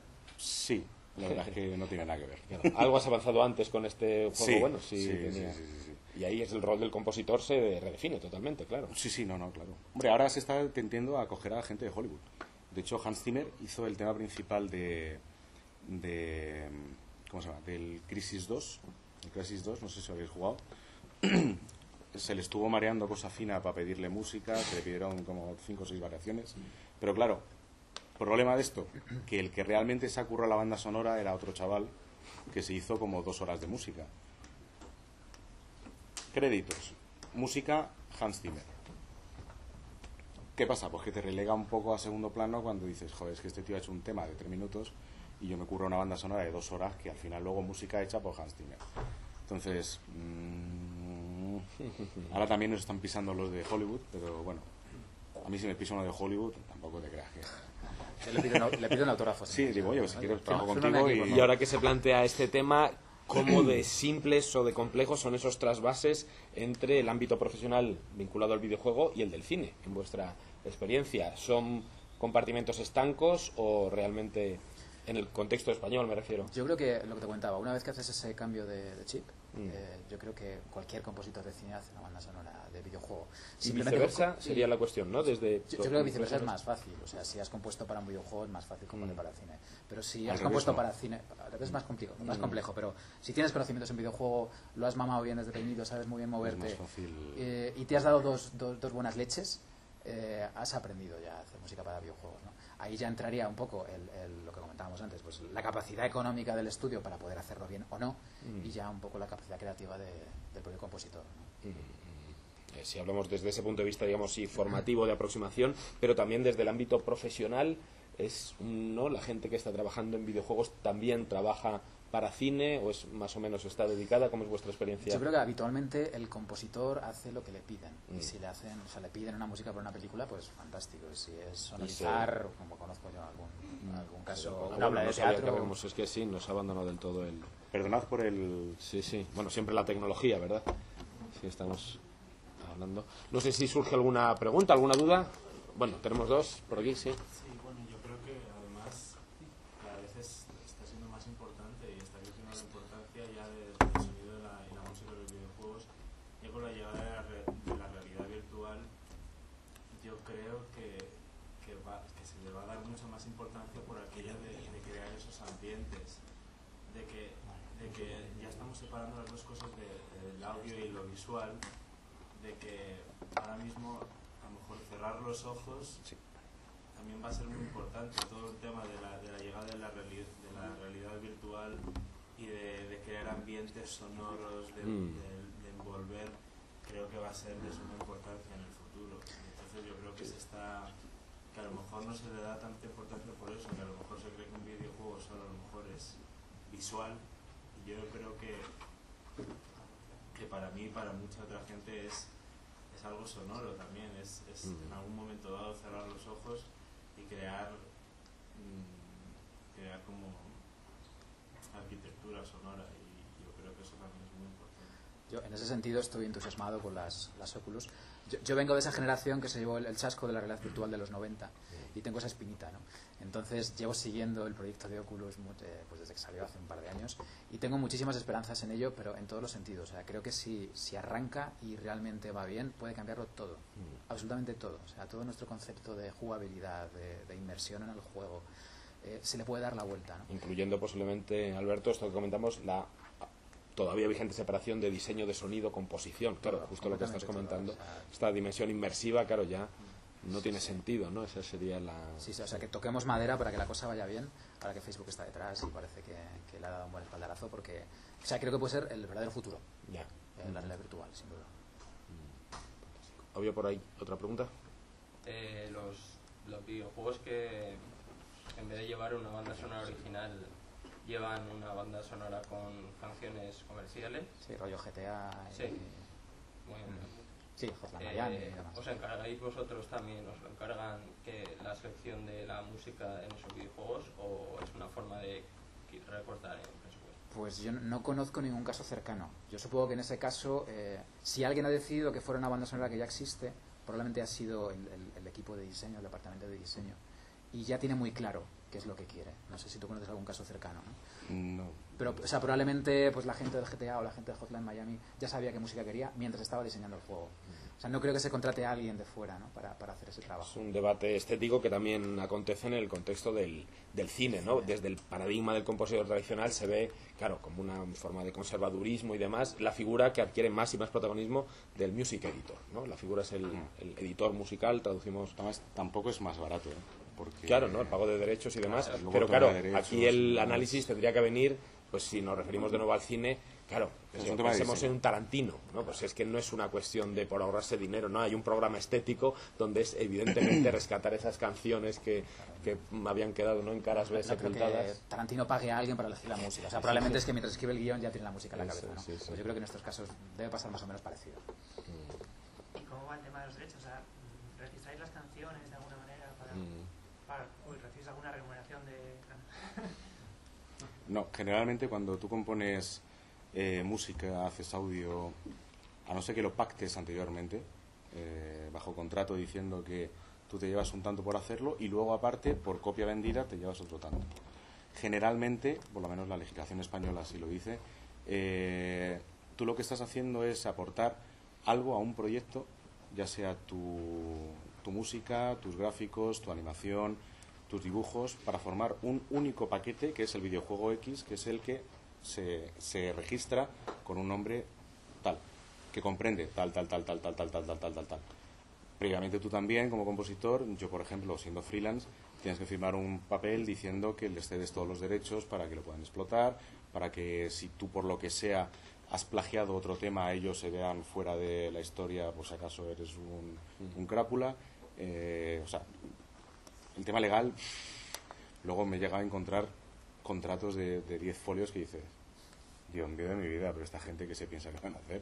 Para luego un juego de iPhone de tipo Tetris, que dices, joder, macho, que me has pedido una música, me pides aquí un taco de folio. O sea, lo que me lo leo te he hecho 3 músicas. O sea, que es que no... Pero vamos, que la gente se quiere guardar mucho las espaldas o se piensan, o sea, estamos todos constantemente pensando que vamos a demandar o vamos a plagiar o vamos a coger o vamos a hacer, que al final luego es como, a ver, chicos, que si estás haciendo un Call of Duty, pues sí, hombre, llévalo bien la legalidad, pero si estás haciendo 5 amiguetes haciendo un juego, pues amiguetes no me refiero... La escala del proyecto, claro, sí. Que o sea, 5 estudiantes que están haciendo un juego pues para aprender a tal, pues hombre, tampoco hace falta ponerse tan. Adelante. Si se utilizan librerías de sonido en el propio videojuego, hay que especificar qué librería de sonido es y hace falta. No. Lo único que si te viene un inspector y que te dice, a ver, enséñame las licencias, con qué has hecho esto y tal. Ahí sí, pero mientras tanto... Tú, en el momento en que compras la librería ya adquieres los derechos de uso. Claro, no adquieres hace falta los derechos. especificar nada. Eso sí. En todo caso, cada librería conviene leerse bien, Sí, porque no para todos los casos. Sí, Efectivamente. por ejemplo, el diseño de audio, eso es complicado, porque hay librerías que sí permiten el uso de los efectos de audio y otras que no, que tú tienes que decir a la propia librería, oye, he utilizado tantos sonidos, y ellos te dicen, vale, pues si superas tal cantidad de audio, o sea, de dinero, tantas copias, tú tienes que pagarnos un tanto por ciento en función de lo que has utilizado y tal. Además no se puede menospreciar, o sea, porque muchas veces, aunque se deja para el final, la labor del compositor de videojuegos y de la música de videojuegos, muchas veces en un videojuego es la carta de presentación, la música. O sea, cuando se está presentando un videojuego, muchas veces es la carta de presentación, es lo primero que se oye. O sea, antes de ver cualquier cosa, es como lo primero que te están volviendo. Sí, es un teaser de esto. Sí. Es que es la música lo que Sí. mueve. O sea, es que en minuto y medio no vas a enseñar mucho gameplay. No, o sea, es la música lo que te va a llevar. Sí, totalmente de acuerdo. ¿Tenemos ocasión, sí, de escuchar? Pues mirad, os voy a colocar, si se escucha, Debería, sí. la demo reel mía de musical. Esto es una demo reel que he hecho yo utilizando tanto proyectos de videojuegos como otros que no son videojuegos, pero lo que os he comentado antes, un poco mostrar qué es lo que yo puedo hacer, qué estilos puedo tocar, y a partir de ahí, pues que vosotros, como si me tuvieseis que contratar a mí, escuchaseis el tipo, primero, de calidad, segundo, composición, y tercero, versatilidad. Entonces, si alguno de vosotros se quiere dedicar a esto, pues aconsejo muy mucho que no os centréis solo en un tipo de música, sino que toquéis un poco, no para decir, oye, a ver, por ejemplo, sí que me han dicho, ¿nos puedes hacer un tema rollo hip hop? Pues mira, lo puedo intentar, pero no tengo ni puñetera idea. Que también, o sea, hay que ser también humilde en ese sentido, de prefiero no hacer una mierda y enviártelo a ti y que me digas, joder, pero este tío ¿quién es? A decirte, oye, mira, yo lo intento. Eso sí, te escuchas hip hop como no has escuchado hip hop en tu vida. Porque me ha pasado con funky, me ha pasado con diferentes estilos de música que al final me he hecho casi experto. Que luego encima le coges el gustillo y dices, ah, pues mira, esto me gusta, voy a componer más cosas. Y a partir de ahí dices, joder, pues guay. Entonces, a ver si esto suena.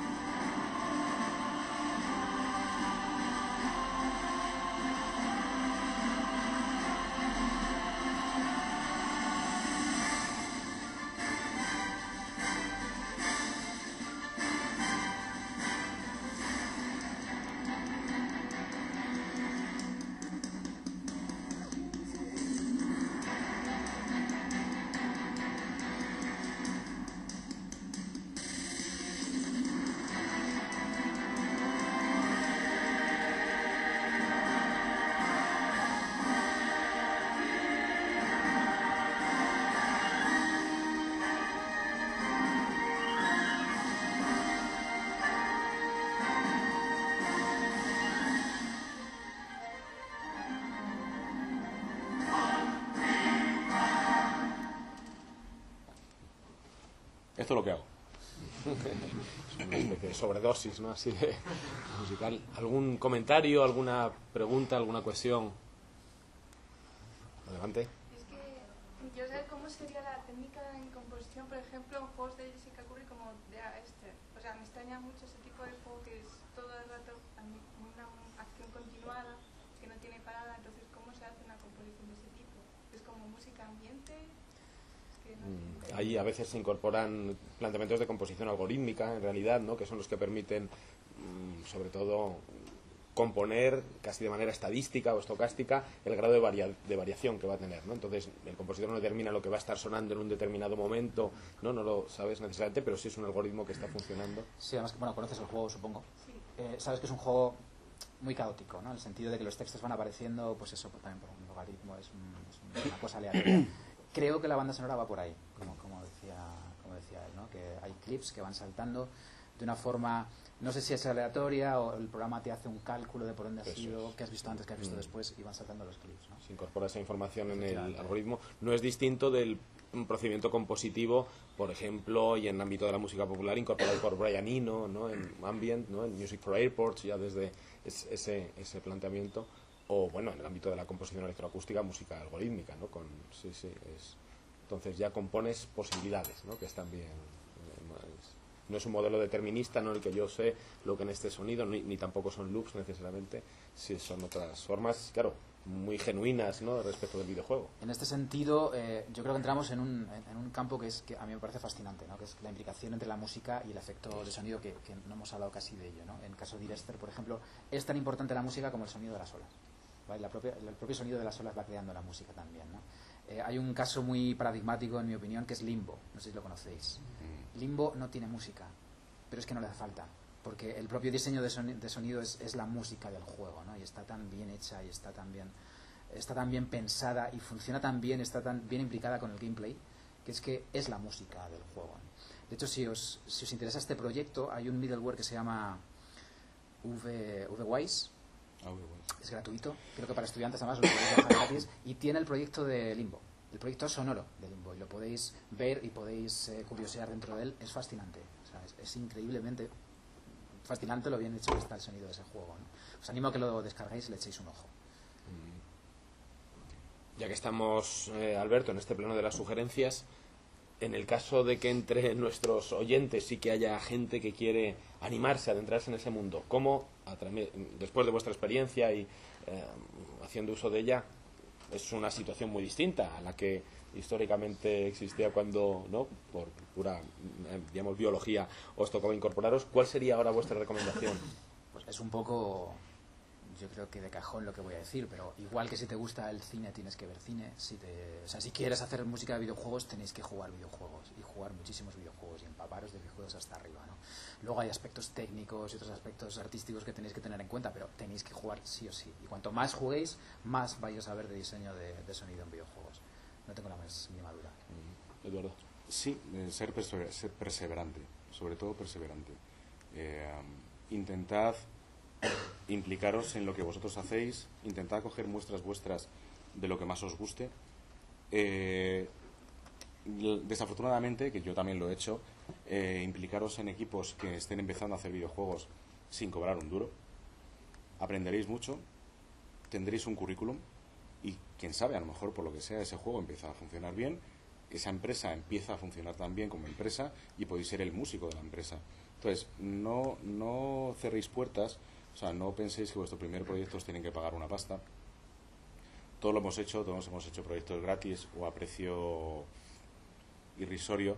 Entonces, yo recomiendo que os metáis en Stratos, por ejemplo, en la página de Stratos, hay un apartado de colaboración.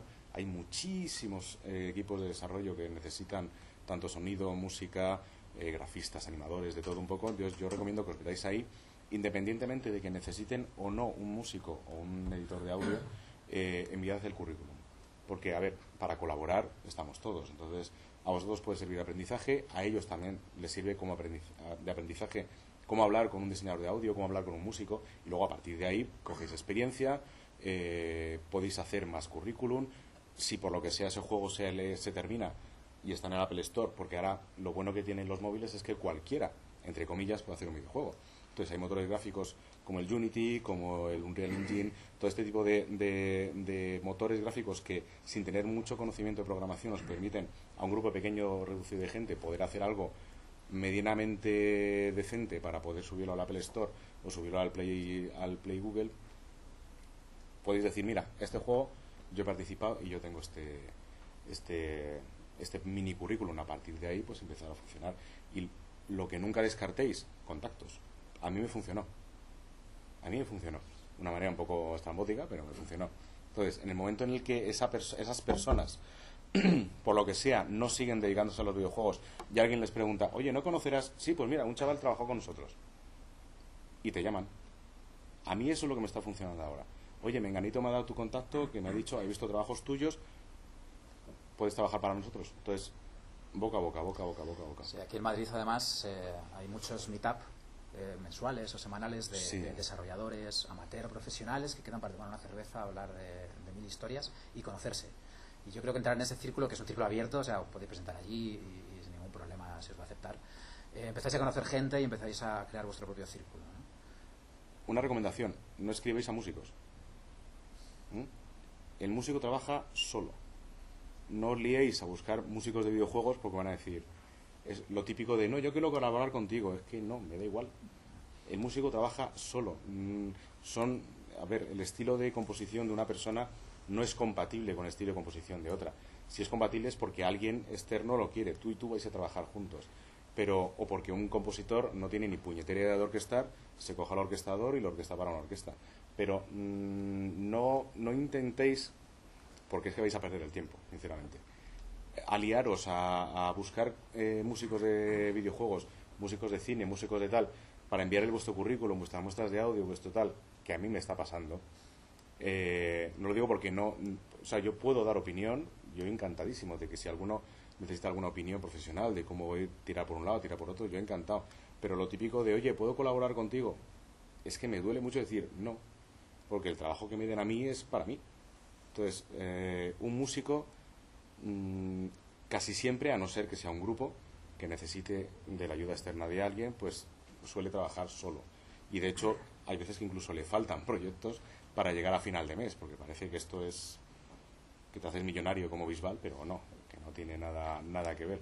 Entonces, yo recomiendo que contactéis mucho con con diseñadores de audio, con guionistas, porque son gente que necesitan plasmar ideas y vosotros, si os queréis dedicar a esto, sois los que podéis ayudarle y viceversa a la hora de llevar una idea a buen puerto.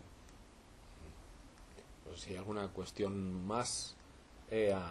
Antes justamente he aludido, Alberto, una vez más a estos foros, meetups o encuentros. Un contexto, particularmente en la zona de Madrid, aunque el ámbito es muy superior, es Arts Games, la asociación de Arts Games, donde con una orientación más vinculada a la reflexión estética, pero no solo, ¿no? También muy cerca siempre de la industria, y es una asociación, insisto, que cubre ciertamente no solo las dimensiones del videojuego que atañen a la música, pero es muy activa también en ese campo. Contamos con Malco Fernández, que a lo mejor puedes hacer una breve presentación tanto de Arts Games, y aparte tenemos, y os invitamos desde luego a conocer y a ojear con H o sin H los ejemplares de la revista. Si nos puedes comentar también algo sobre la revista y el trabajo de Arts Games.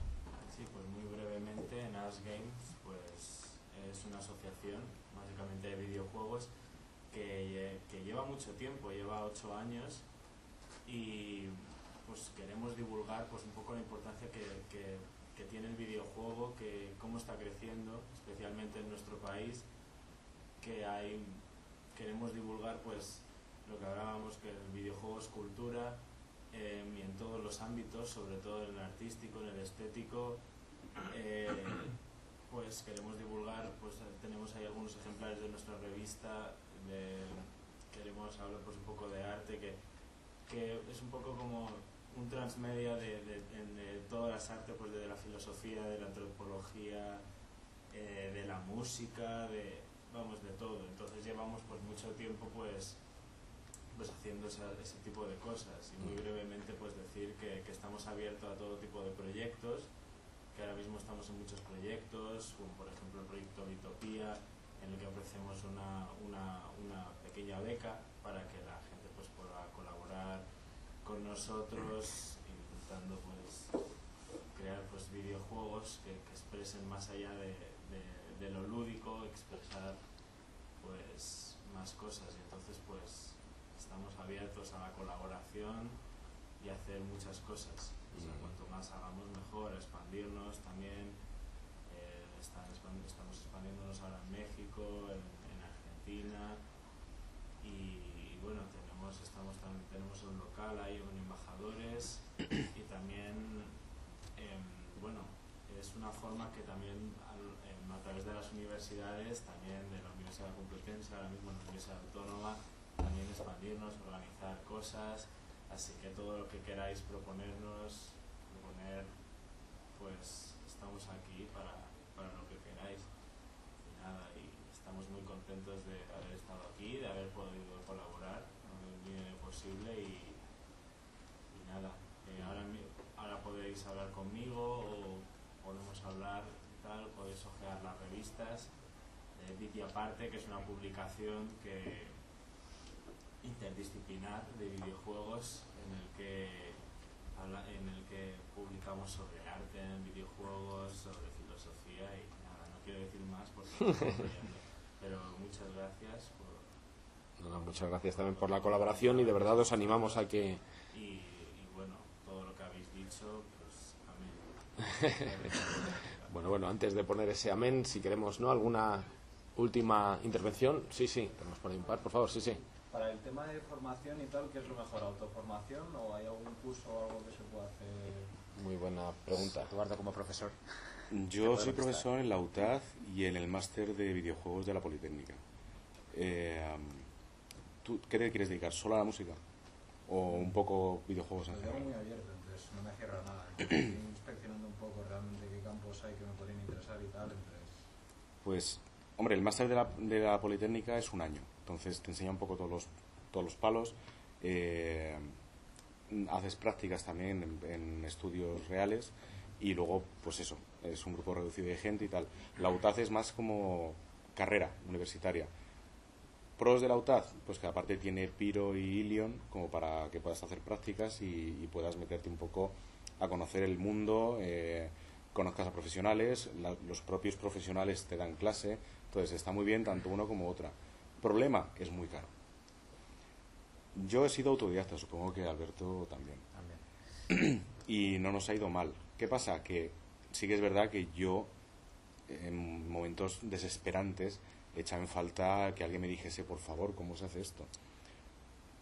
Cosas positivas de ahora, que tienes YouTube, tienes Vimeo, tienes mogollón de portales que te pueden ayudar de, oye, ¿cómo se utiliza no sé qué? Y te aparecen 50 vídeos. Tienes tutoriales, tienes internet, tienes un abanico amplísimo de oportunidades. Pero esto te sirve, claro, si tú tienes claro qué es lo que quieres hacer. Si no sabes exactamente por dónde quieres tirar, prueba a hacer algún máster. Pero claro, teniendo un poquito en la cabeza por dónde quieres tirar. Pues claro, no es lo mismo ser programador que ser animador, que ser músico, que ser diseñador de audio. A lo mejor ser programador te sirve mejor entrar en un tema de informática en la propia universidad. Es que es tan amplio que si el problema de los videojuegos es que es un tema artístico, entonces el tema artístico o te llama por un lado o te llama por otro, pero o diseñar juegos, si es diseñar juegos, pues sí, hazte un máster o es que no sé, también depende un poco de por dónde quieras tirar tú.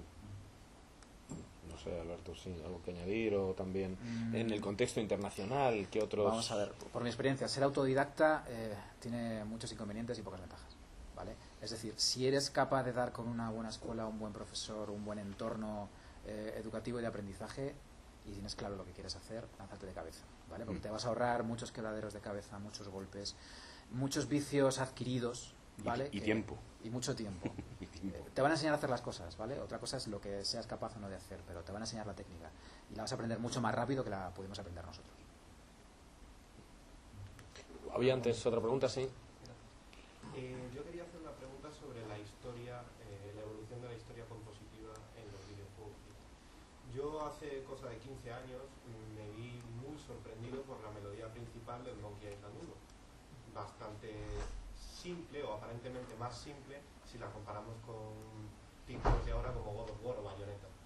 Entonces, ahora mismo, actualmente, ¿hay salida para a ese tipo de composiciones aparentemente más simples?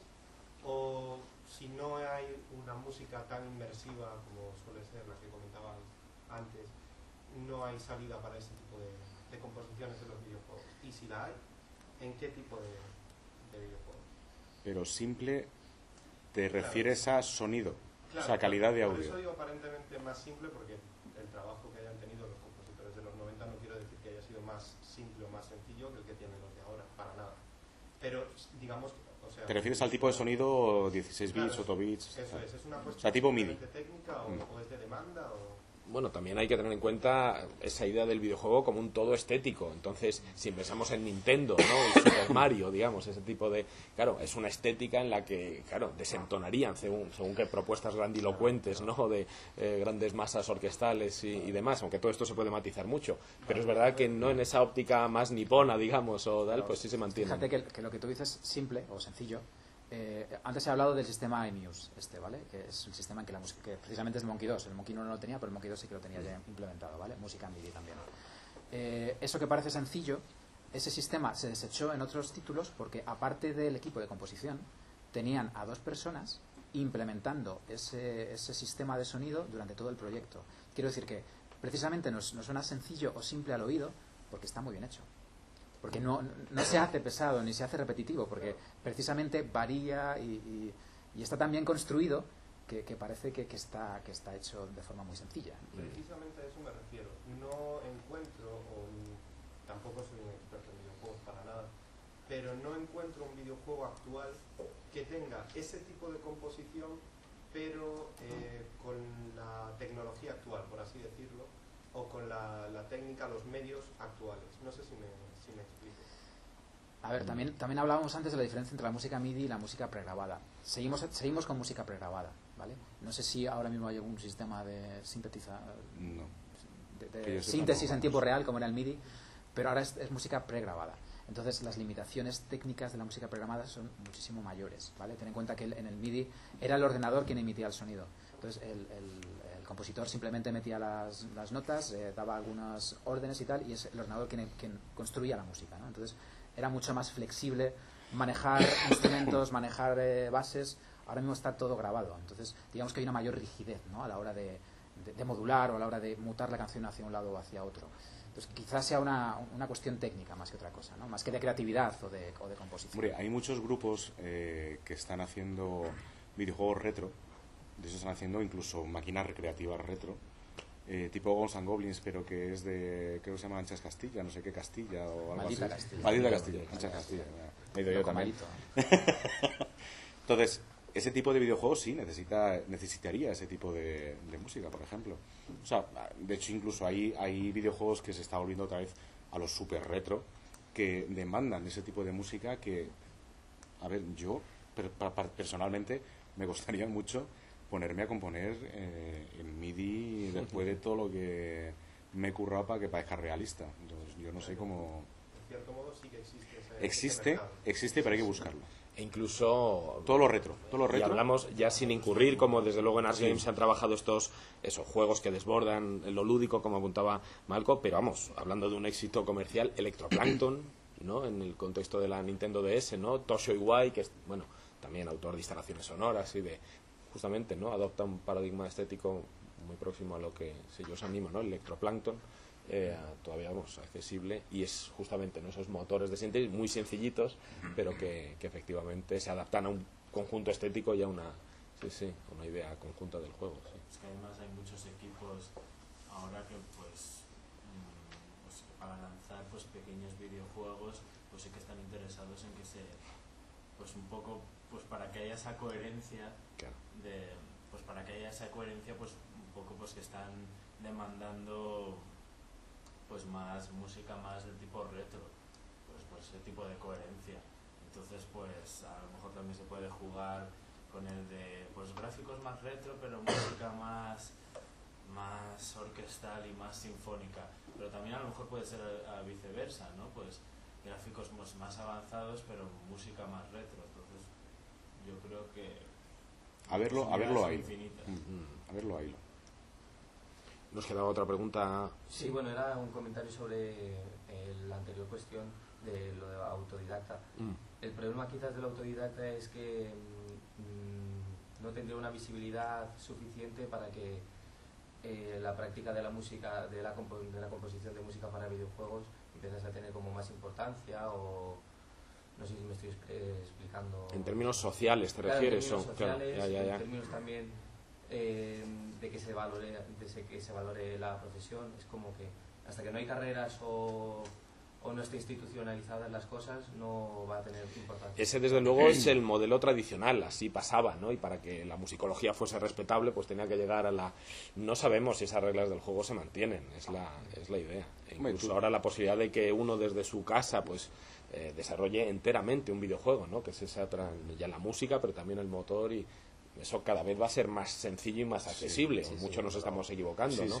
Entonces, y eso conocemos, y de hecho, pues al final, ¿no? Lo que conocemos de los grandes aparatos de Apple y demás, que ahora nos dominan paradójicamente en términos industriales, pero han surgido más bien, esa idea de ciencia de garaje, digamos. Entonces, bueno, pues otro modelo de gente que justamente, en fin, su narrativa se articula como renegados de lo académico, ¿verdad? O sea, que no solamente es ese, y acaso ese modelo, claro, estamos hablando de cambios no solo tecnológicos, también estéticos y conceptuales muy rápidos, y es verdad que la universidad, por mucho que la defendamos, y particularmente la universidad pública, quede claro, pero es verdad que para ciertas cosas es demasiado lenta, ¿no? Es una estructura hasta que eso puede llegar a unos programas académicos que con todas las garantías, un profesorado, bueno, ahí se da un desfase que a lo mejor no es el contexto mejor, ¿no? Para estar en ese ritmo evolutivo, ¿sí? Lo cual, insisto, no quiere decir que la universidad ni mucho menos deje de desempeñar otras funciones que, hasta donde yo sé, no las puede desempeñar ninguna otra institución mejor, sí. Pero no, eso sí que tenemos que estar también, creo, dispuestos, ¿no? A reajustar modelos. Sí. Ten en cuenta que siempre vas a trabajar para alguien. Entonces, si te juntas con gente que quiere hacer un videojuego y te piden a ti la música, por ejemplo, el mejor escaparate para saber si lo estás haciendo bien es la gente que te está pidiendo la música. Entonces, no hace falta tampoco que socialmente tu música... A ver, yo puedo hacer una música fantástica y socialmente no gustar. Y viceversa, hacer una mierda de música y socialmente es la releche. Entonces... No me refería que la música guste más, sino... La consideración social de la profesión, ¿no? La consideración social. Bueno, eso... La profesión, la disciplina... Sí. Eso nos queda, en este país nos queda... Pero yo creo que es cuestión económica, porque hay otras universidades de fuera de España que tienen una tecnología puntera y, bueno, estoy hablando un poco sin saber, pero me imagino. Sí, están bien. No, bueno, incluso en el contexto español, pues en fin, pues hay que señalarlo también. Es verdad que esa capacidad de reacción, de ajuste de programas, se está manifestando en universidades privadas, porque bueno, pues tienen otra agilidad que no acaso las públicas, muy desgraciadamente. Que por cierto, espero que resulte evidente que la forma más simple de corregir esto, más allá de, pues es remozar estas cosas de la universidad pública que tanto esfuerzo ha costado y que se agilicen un poco las cosas, digamos, ¿no? No se trata tanto de poner aquí dinamita y de tirar las otras opciones, al menos hace 10 años debería existir una carrera de videojuegos pública. Eso es. Debería. O sea, si el Estado no se da cuenta de la cantidad de dinero, que ese sí es el tema económico, que influye a la hora de recaudar, o sea, es que hasta hace bien poco el videojuego recaudaba muchísimo más que el cine y la música juntos. Es una cosa que parece que no entra en la cabeza. Es como, todavía se tiene en cuenta de que, bueno, los juegos son el Tetris y el Mario Bros y cosas así. O sea, no, que tú lo pones... tú por pones dejar más claro lo que dice Eduardo, es que desde el puro paradigma economicista, no estamos hablando de una apuesta así estratégica, no, es que desde el año 2001 mueve más dinero en países como Estados Unidos la industria del videojuego, 2001, esto ya es historia, ¿verdad?, que la del cine. Entonces no es una cosa que una opinión. Hablaba antes Alberto de esa industria, es cultura, todavía tenemos esas ambigüedades muy lamentables. De quién juega videojuegos ahora mismo, el último estudio que se hizo en Estados Unidos, la media de edad de gente que juega videojuegos y que los compraba estaba de 33 a 35 años. Y va subiendo. Es decir, que parece que la población que juega videojuegos se hace mayor y está madurando e incluso está envejeciendo. O sea, que esa visión de los videojuegos como para niños está más que desfasada. Está muy desfasada, sí. Bueno, a ver si con este tono un poco optimista, así del futuro, me gustaría que quedase en la coda o en la... Sí, siempre semicadencia. No sé, ¿algún comentario así de última hora? Si no, pues aprovecho. Bueno, por favor. Que también es cierto que los videojuegos deben ser de esas pocas cosas que se siguen comprando. Por ejemplo, ya la gente compra... O sea, una película sale en el cine y luego nadie la compra en DVD. El videojuego sí que es de esas pocas cosas que se siguen comprando, como la música también. Bueno, pero también desde otra perspectiva ha conseguido generar unas dinámicas en las cuales, pues oye, en plataformas como, pues no, ya mi objetivo no es conseguir una distribución que esté en todos los centros comerciales, sino ir a la Apple Store, no a Google Store, o Game Stick, y entonces yo con Android programo esta cosa y hay dispositivos que, ¿no?, donde efectivamente se adaptan a una economía que es la que tenemos ahora. Y dice, pues es que la verdad es que antes de ponerme a piratear, pues por 3 euros, por $3 me descargo esto. Bueno, otros ámbitos, como tenían otras inercias también, pues no han reaccionado tan rápidamente ni tan coherentemente a ese sistema, pero efectivamente en los videojuegos sí se da, y es un ecosistema económico que permite una... Es que bueno, yo hago un poco de abogado del diablo, Sí. ¿vale? O sea, estas cifras macroeconómicas que vemos de ventas de videojuegos, si fueran ventas equitativas entre todos los videojuegos que salen, sería fantástico, ¿vale? Pero, o sea, que sepáis que la inmensa mayoría de las ventas de videojuegos se los llevan, no sé, 20 títulos al año, 30 títulos como mucho, ¿vale? El resto tienen que repartirse las migajas. O sea, que estos datos hay que cogerlos un poco con pinzas, ¿de acuerdo? Hombre, el sistema muy bueno que está funcionando ahora es el free to play, que es tipo Candy Crush, por ejemplo. No sé si todos habéis jugado al Candy Crush. Tú te lo bajas, es gratuito. Entonces te engancha de tal manera que te dice el cachondo, has gastado todas tus vidas. Si quieres tener otra vida más, espérate 24 horas. ¿Qué pasa? Que estás en el baño y dices, joder, ¿qué hago yo ahora? Y dices, ¿qué coño? Qué imagen más plástica, ¿no? Sí, perdón por el... Por 89 céntimos tengo otras 5 vidas. Y dices, bueno, ¿qué son 89 céntimos? Y compras. Y ahí hablamos de lo que los economistas llaman, ¿no?, long tail theory, la economía de la larga cola, donde efectivamente una posibilidad es quedarse en el eje de la curva de Gauss, ¿no?, donde está, pues eso, Call of Duty, esos títulos, pero es que esta cola lo que tiende es a ser infinita. Entonces, si sumas esos 89 céntimos de tal, este otro juego, No, de hecho, al final sí, se sí. mueve más dinero en ese ámbito, ¿no?, de los percentiles tradicionales que en el eje de la... Pasa igual en música, digamos, claro. Otra cosa es que nos ciñamos al discurso de están matando la música. No. Nunca se ha creado ni escuchado más música en la historia que ahora. Y el problema que tiene algunos es que está muy repartido. Ese es el tema. Y que, claro, vivir a lo mejor de ello en las condiciones, pero desde otro punto de vista, decir, bueno, es que a lo mejor no vivir con una limusina que te esté esperando fuera, pero sí vivir es materialmente posible haciendo unas músicas que hace 10, 15 años no. Y esto lo permite la digitalidad. Es decir, no es que hay unos centenares de gente que me sigue en Lituania, otros chalados en Tokio y otros tal, que claro, ahora no hay costes de distribución y con esto yo puedo vivir haciendo mi música. Esto ha cambiado las reglas La del limusina juego. no, pero el abono transporte igual al final de mes no lo podéis pagar.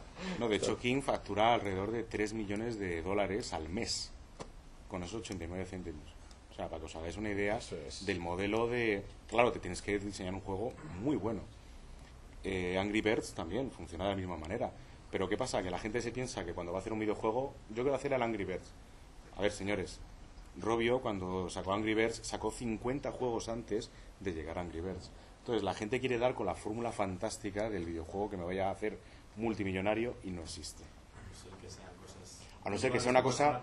Sí, es una cosa pues como la Macarena o el... que de repente... Sí. Me dio un rollo como el Nirvana, vamos, como el Kurt Cobain de que se quería suicidar y tal porque...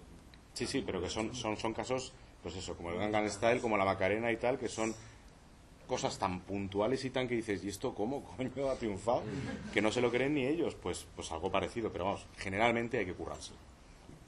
¿Había otra antes, me parece? No, solo iba a comentar lo que has dicho tú, que a diferencia del cine o la música, bueno, que la música, pues los videojuegos sí que se han sabido adaptar más rápido a la piratería. La música se ha quedado más estancada intentando vender el mismo formato. Sí, no hablemos tanto de piratería como en nuevas formas de difusión, ¿no? Es que por si no ya estamos aplicando unos valores que justamente parece que son los que no nos permiten avanzar conceptualmente, ¿no? Ya hay un juicio moral y bueno, pues son nuevas realidades, digamos, que es, en fin, no es la forma de ir al supermercado a comprar, es que ya tenemos otras posibilidades. Como creadores o nos adaptamos a eso o seguimos, en fin, con la peluca blanca, ¿no? Y ese tipo de cuestiones. Sí. Sí, que os han llamado más para hacer videojuegos, o sea, música para videojuegos grandes o yo para videojuegos de autor, más pequeños. Yo... Que es ahora la revolución, supongo. Sí, yo generalmente llamo yo más que me llaman a mí. Yo. Importante esto, señalarlo. Sí, para es no decir, yo si por ejemplo, yo mando alrededor de 15 currículums al día. Alrededor. O sea, yo debo haber mandado como a la cuenta. Eso es trabajar de compositor. Eso es trabajar, pues eso, si alguien te dice, oye, mira, a ver, los del Call of Duty no te van a llamar. Entonces, generalmente los grandes videojuegos ya tienen en mente a alguien con una trayectoria tipo tirando a Hollywood, ya directamente. De hecho, en el Call of Duty está Harry Gregson Williams, que es el socio de Hans Zimmer, para hacer la banda sonora y todo este tipo de... o Brian Tyler o todos estos que son de Hollywood. ¿Qué pasa? Que los grandes videojuegos o tú te haces valer o es muy complicado, conoces algún tipo de contacto que haya escuchado tu música, porque eso de que, a ver, yo tengo la esperanza de que algún día me llamen y me digan, oye, queremos que nos hagas el mega videojuego de tal, o participar en un videojuego que en principio crees que no es grande y de repente se hace toda una referencia mundial y dices, coño, este soy yo el compositor, pero como compositor tienes que llamar más puertas que de las que te llaman a ti, generalmente. De hecho, yo tengo más títulos de móvil que de consolas. Sí, yo musico mis juegos, mis propios juegos, o sea que yo no he llamado a puertas todavía. Pero vamos, que es el mismo caso. Y desde el punto de vista económico, ¿cómo podemos describir? Hay una posibilidad, sé que son otros valores los que están aquí influyendo, ¿no? Que es un trabajo, en fin, bueno, que surge también de una comunidad o de amigos también, pero ¿es sostenible? ¿Qué expectativas se pueden forjar? Vamos a ver, vivir de los videojuegos en España es muy complicado, muy complicado. De hecho, la vida media de un estudio suelen ser 4 o 5 años, 2 títulos como mucho, ya llegar al tercero es muy complicado. Lo normal es 1 o 2 títulos, ¿vale? Entonces, yo creo que el modelo, por lo menos en España, se va a constituir como el modelo del cine, ¿vale? O sea, en el cine se crea un equipo para hacer una película y ese equipo se disgrega, ¿vale? Y se vuelve a crear otra vez para hacer el siguiente título. Yo creo que al final nos va a pasar más o menos esto en España, ¿no? Que los estudios más o menos estables van a desaparecer y se van a crear grupos alrededor de un productor que sea el que maneje el dinero, ¿no? Y una vez que esté hecho el producto, pues se disgrega, o sea, todo a base de freelance. Yo creo que es el modelo al que vamos, por desgracia, porque yo creo que es una pena. Porque un grupo estable crea unas conexiones que pueden ser muy buenas en títulos posteriores que un grupo heterogéneo, que no te conoces de nada. Digamos que hay una barrera que cuesta superar, ¿no?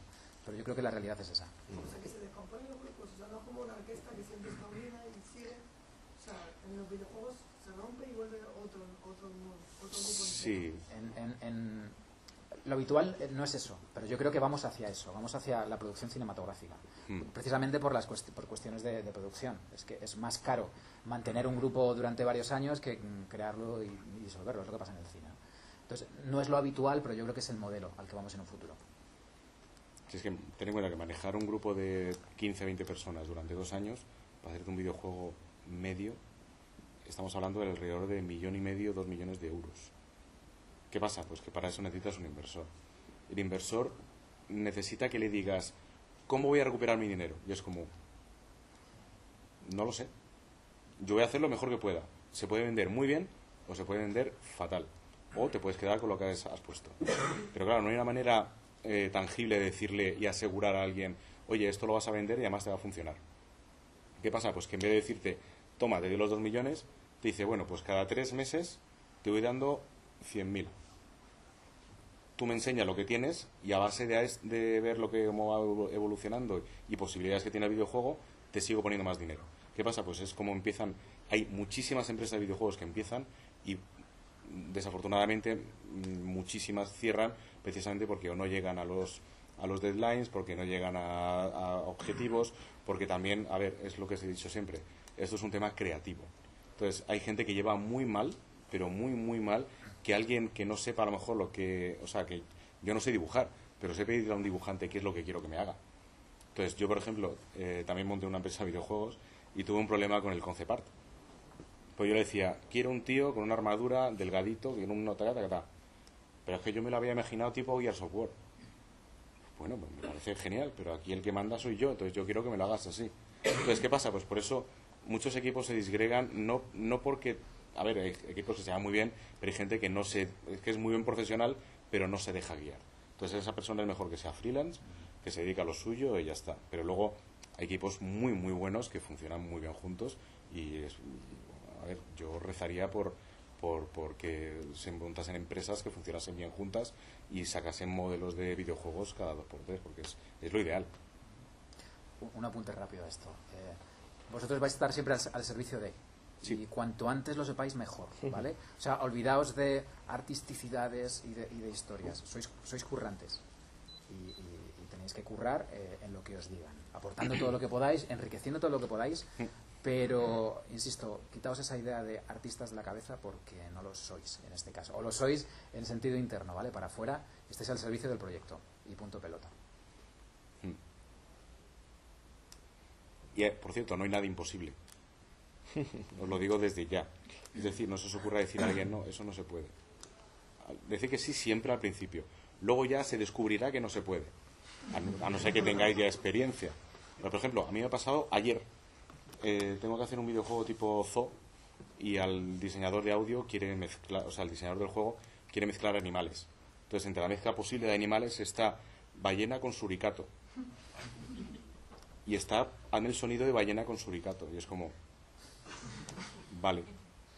Lo intentaremos. Yo lo intentaré. Sonará algo así. Que luego me dirá, es que no, yo creo que no suena así. Está grabado. Sí, ya tenemos la muestra. Fantástico. Entonces, de primeras, ok, yo lo hago. O lo intento. Pero dejaros sí lo que dice Alberto. No, todos somos muy artistas, pero para lo nuestro. Nosotros realmente estamos trabajando para. Entonces, a vosotros os piden, vosotros hacéis, se lo entregáis y mi trabajo es tuyo. Ya está, no hay más historia. Bueno, al final ha sido realista, ¿eh? Una dosis así. ¿Alguna cuestión que quede pendiente? Bueno, en todo caso, bueno, quedamos, ¿no?, accesibles y al contacto también, ¿no? Sí, las sí, páginas sí, web, desde luego, lo que queráis. sí que sería así, igual que también desde luego Ars Games, que damos de nuevo las gracias, como también, por supuesto, a quienes han hecho posible esta mesa redonda, estas jornadas, os agradezco mucho. Seguiremos haciendo cosas. Seguro, sí, no nos queda otra. Eduardo, Alberto, muchas gracias también, Pablo, Paloma, también a Tony, y un placer, gracias a todos también por haber asistido. Muchas gracias.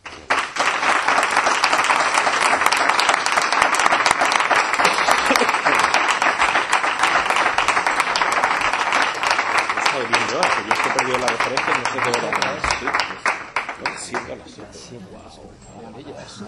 Sí, a mí también, por cierto. Estaba, sí. Bueno, muchas gracias. Gracias a vosotros.